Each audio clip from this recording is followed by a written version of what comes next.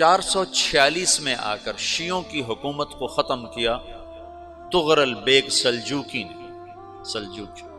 Seljuk مسلمان ہوئے تھے محمود غزنوی کے دور میں، سلجوک ان کے بڑے کا نام تھا۔ تو ایک دفعہ محمود غزنوی نے سلجوک سے پوچھا اگر مجھے تیری مدد کی ضرورت ہو تو کتنے آدمی پیش کر سکتے ہو؟ تو اس نے ایک تیر دیا، کہا یہ ایک تیر ہے میرا، کسی کو یہ تیر بھیج کر میرے علاقے میں بھیج دو تو چند گھنٹوں میں 1,00,000 تلواریں تیرا پہرا دینے کے لیے تیار ہوں، میرے پاس اتنی طاقت ہے۔ تو یہ سلجوک کی نسل میں تھا تغرل بیگ۔ اللہ تعالیٰ نے جب عرب زوال کا شکار ہو گئے اور ضعف کا شکار ہو گئے، جیسے بڑھاپے کا کوئی علاج نہیں، جب قوموں پہ زوال آتا ہے تو اس کا بھی کوئی علاج نہیں، پھر اور قوم کو جگہ ملتی ہے۔ جیسے بڑھاپا ایک فرد پہ آتا ہے، ایسے بڑھاپا قوم پہ آتا ہے۔ قوم کا بڑھاپا جوانی میں نہیں لوٹ سکتا، جیسے فرد کا بڑھاپا جوانی کی طرف نہیں لوٹ سکتا، قوم کا بڑھاپا جوانی کی طرف نہیں لوٹ سکتا، کوئی علاج نہیں، نئی نسل کا آنا ہی علاج ہے۔ تو عرب دھل چکے تھے، 600 سال بہت ہوتے ہیں حکومت کو، اپنی صفات گم کر چکے تھے، اب نئے خون کی ضرورت تھی۔ تغرل بیگ پہلا شخص تھا جس نے آ کر اہل السنت والجماعت کو استحکام بخشا، شیعوں کی حکومت کو ختم کیا، بغداد سے، شام سے، ان سارے علاقوں سے۔ صلاح الدین ایوبی نے اسماعیلی شیعہ کی حکومت کو ختم کیا، مصر۔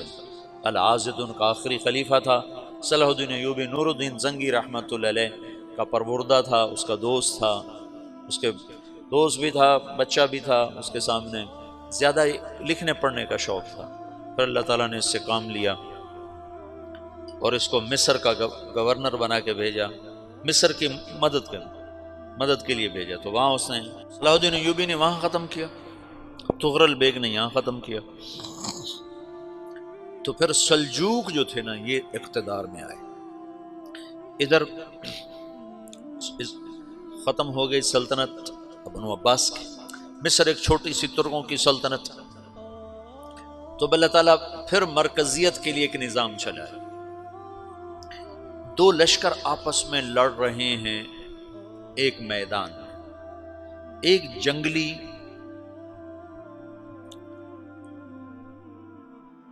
بدوؤں کا قافلہ، جنگل کے لوگ اپنے قبیلے کو لے کر، ایک جنگلی قبیلہ اپنے سردار کے ساتھ نقل مکانی کر رہا ہے ایک جگہ سے دوسری جگہ۔ اللہ کا نظام کہ یہ لوگ چلتے چلتے چلتے اس وادی میں پہنچ گئے جہاں جنگ ہو رہی ہے، 2 لشکر آپس میں لڑ رہے ہیں۔ جب یہ وہاں پہنچتے ہیں تو ایک لشکر کے قدم اکھڑ رہے ہیں اور دوسرا غالب آ رہا ہے۔ ان کو نہیں پتا شکست کھانے والے کون ہیں اور فتح پانے والے کون ہیں، ان کو نہیں پتا۔ اس جنگلی قبیلے کے سردار کا نام بھی تغرل ہے، تغرل۔ تو یہ سردار کہتا ہے جو شکست کھا رہے ہیں ان کی مدد کرو، کچھ پتہ نہیں کون ہے، کہتا جو شکست کھا رہے ہیں ان کی مدد کرو۔ تو 400 وحشی جنگلیوں نے فاتح لشکر کے پیچھے حملہ کر دیا۔ وہ تو ایک کافی ہوتا تھا، 400 دوڑ جب تلواریں پڑیں تو چند لمحوں میں نقشہ بدل گیا، بھاگنے والے جم گئے اور جمنے والے بھاگ پڑے۔ جب جنگ ختم ہوئی تو شکست خوردہ لشکر کے بادشاہ نے ان کو بلایا، اسے پوچھتا ہے مجھے جانتے ہو میں کون ہوں؟ کہا نہیں۔ کہا تو تم نے میری مدد کیوں کی؟ کہا انسانی ہمدردی کی وجہ سے، تمہیں شکست ہو رہی تھی اس لیے تمہاری مدد کی۔ پھر اس نے اپنا تعارف کرایا، میں ہوں سلیمان سلجوکی، ترکی کا بادشاہ۔ مسلمانوں کا لشکر تھا اور تاتاریوں سے شکست کھا رہا تھا، تاتاری فتح پا رہے تھے، مسلمان شکست کھا رہے تھے۔ تو وہ اللہ کی غیبی مدد بن کر آئے، تو وہ اس سے کہتا ہے میرے ساتھ رہنا پسند کرو گے؟ تم نے میرے اوپر احسان کیا ہے، میں اس کا بدلہ دینا چاہتا ہوں، میرے ساتھ رہنا پسند کرو گے؟ کہنے کا کر لوں گا۔ تو اس نے اس کو لے کر ترکی آیا، اور استنبول اس وقت روم کی حکومت میں تھا، اسے فتح کیا اس تغرل کے آگے چوتھے پانچویں پڑپوتے محمد فاتح نے۔ تو یہ استنبول ہے، یہ ترکی ہے، بیچ میں ایک چھوٹا سمندر ہے، یہاں ایک جاگیر ہے۔ تو سلطان سلیمان کہتا ہے یہ جاگیر تجھے وقف ہے، ادھر سے رومی مجھے تنگ کرتے ہیں حملے کر کر کے، تو میرا دفاع کرتے رہنا، یہ جاگیر تیری۔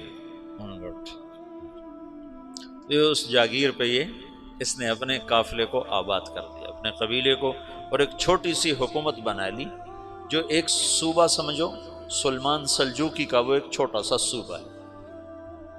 وہاں جب یہ رہ پڑا تو پھر یہ ایک شیخ کے بیت ہوتا ہے، وہاں شیخ طریقہ میں ان کے یہ بیت ہونے جاتا ہے، وہ اس کو رات اپنے پاس ٹھہراتا ہے، تو ایک کمرے میں ان کو ان کا خادم ٹھہراتا ہے۔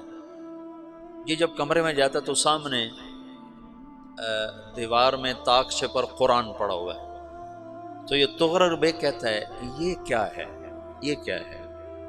تو وہ خادم کہتا ہے یہ کتاب اللہ ہے، قرآن ہے۔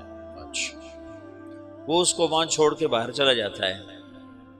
وہ دیہاتی آدمی، جنگل کا رہنے والا، پہلی دفعہ زندگی میں قرآن دیکھا، وہ کہتا ہے یہ قرآن ہے، اللہ کی کتاب ہے، میں اللہ کی کتاب کے سامنے سو جاؤں، کتنی بے ادبی ہے۔ تو اس نے ایسے قرآن اٹھایا اور سر پہ رکھ لیا اور کھڑا ہو گیا، ساری رات قرآن سر پہ رکھ کے کھڑا رہا۔ رات کے پچھلے پہر اس کو خواب آیا، کھڑے کھڑے اس نے دیکھا کہ اس کی پشت سے ایک چاند نکلا اور شیخ کی بیٹی کے سینے میں جا کے اتر گیا۔ پھر اس لڑکی کے سینے سے ایک درخت نکلا جو پھیلتے پھیلتے پھیلتے 3 بر اعظم پہ چھا گیا، افریقہ پر، یورپ پر، ایشیا پر۔ پھر اس کی آنکھ کھل گئی، وہ کھڑا ہوا ہے، تو اس نے صبح یہ خواب اپنے شیخ کو سنایا، تو انہوں نے اپنی بیٹی اس کے نکاح میں دے دی۔ اس بیٹی سے ایک بچہ پیدا ہوا، تغرل بیگ نے اس کا نام رکھا عثمان، عثمانی ترک نام سنا ہوا، جو میں نے کل بتایا تھا کہ 1924 میں وہ خلافت ختم ہوئی۔ تو ایک بیٹا پیدا ہوا عثمان۔ عثمان نے پھر ایک نئی اسلامی حکومت کی بنیاد رکھی جو 1924 تک چلتی رہی، کوئی 800 سال یہ حکومت چلی۔ تو حکومت کا شیرازہ بکھرا، لیکن پھر جڑ جاتا تھا، اور وہ قرن اول والا جوڑ کبھی نہ پیدا ہوا، ٹکڑے بن گئے۔ ان ٹکڑوں میں اللہ لوگ پیدا کرتا رہا جو دعوت دیتے رہے، دعوت زندہ رہی۔ جو تربیت کا نظام تصوف کے ساتھ تھا اب وہ تبلیغ کے ساتھ ہے۔